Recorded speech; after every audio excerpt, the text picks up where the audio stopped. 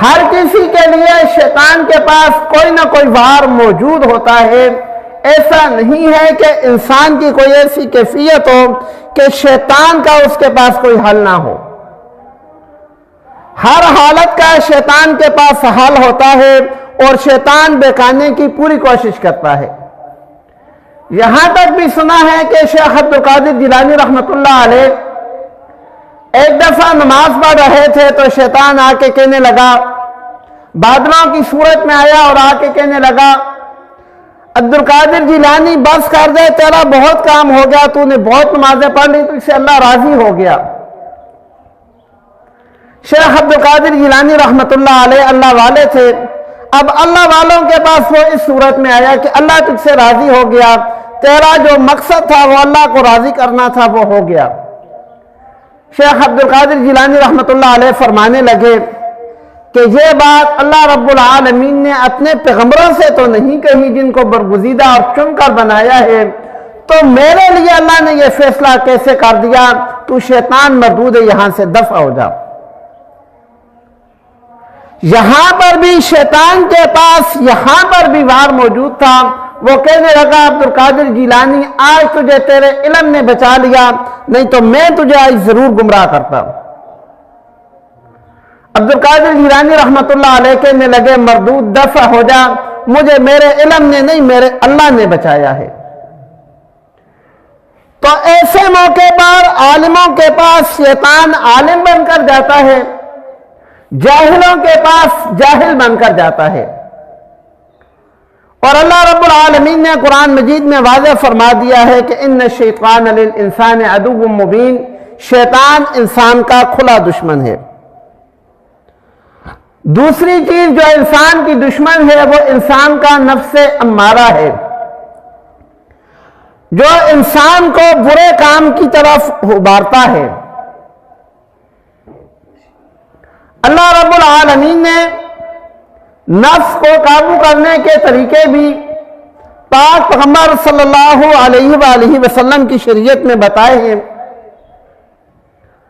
جب اللہ رب العالمین نے انسان کو پیدا کیا تو یہ دو دشمن بھی پیدا فرمائے، اور ساتھ یہ بھی آیت نازل فرما دی، وَمَا خَلَقْتُ الْجِنَّ وَالْإِنسَ إِلَّا لِيَعْبُدُونَ، کہ میں نے انسانوں کو اور جنوں کو اپنی عبادت کے لیے پیدا کیا۔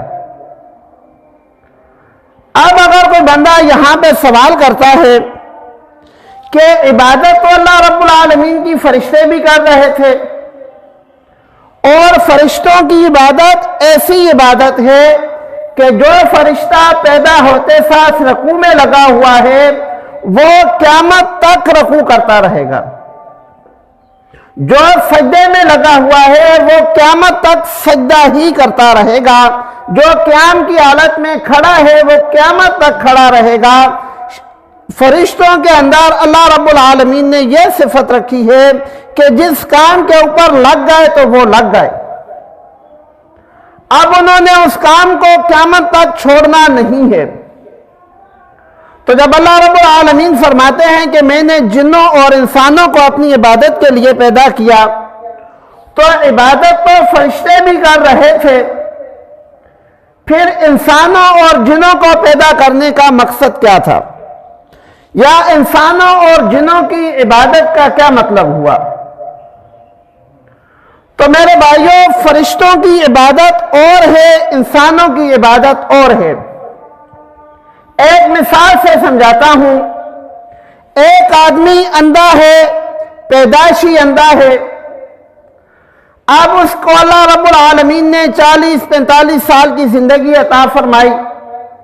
جب وہ 45 سال کا ہو گیا تو وہ کہنے لگا کہ میں نے 45 سال کے اندر نہ تو کسی نامحرم کو دیکھا ہے، نہ کبھی ناچ گانے والی کو دیکھا ہے، نہ کبھی کوئی فلم دیکھی ہے، نہ کبھی کوئی ڈرامہ دیکھا ہے، نہ کبھی موبائل پر یا ٹی وی پر کوئی فحش مواد دیکھا ہے۔ تو انسان کہے گا کہ بھائی تیرے اندر تو اللہ رب العالمین نے یہ صلاحیت ہی پیدا نہیں کی، تو دیکھ ہی نہیں سکتا، تیرا اس میں کیا کمال ہے؟ اس کے مقابلے میں ایک آدمی آنکھوں والا ہے، اللہ رب العالمین نے اس کو آنکھیں بھی دیں، اللہ رب العالمین نے اس کو رہنے کے لیے گھر بھی دیا، اللہ رب العالمین نے اس کی معیشت بھی اچھی کی، دنیا کی سارے ساز و سامان بھی دیے۔